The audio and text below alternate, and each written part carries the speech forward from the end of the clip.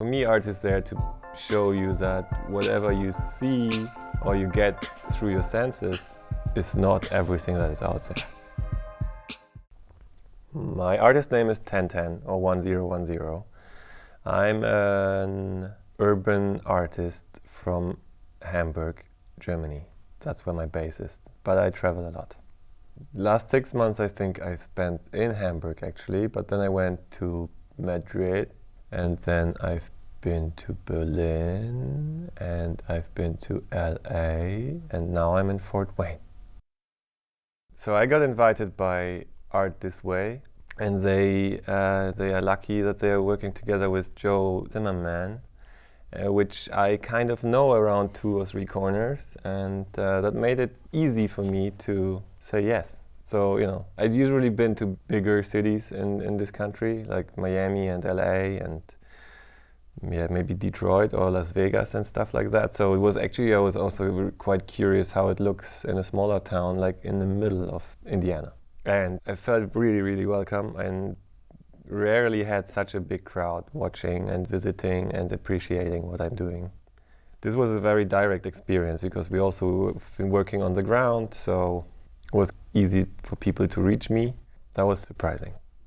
I come from a background where my family basically didn't really have anything to do with art production or culture production. So graffiti opened up the art world for me. My artworks can help other people to get into this field and realize that there's a big, wide spectrum of interesting artworks to see out in this world. If that helps, my painting helps to do this, it's fine.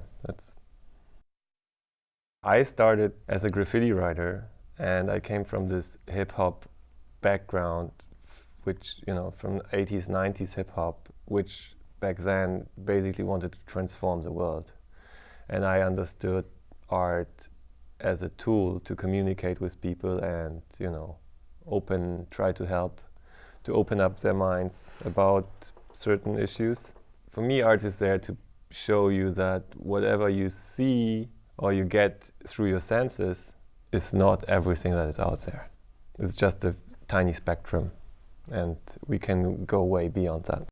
That it's really possible if we just make the connection between each other, and we realize that we actually really have power when we just connect and focus on a better world and stuff. It's possible to achieve that, but it's like everybody has to do it then.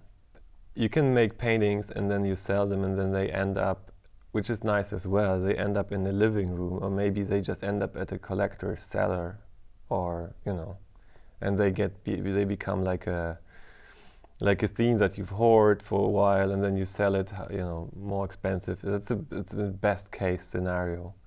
I think I just do it. I like to do it in the public because of my history. Not everybody has access to all these possibilities that are out there.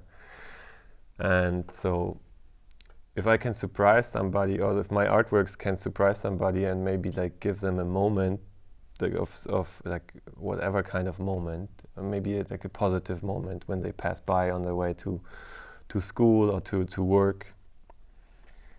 And so it's totally not, it's not elitist. You don't have to go to this, to this white cube museum or gallery.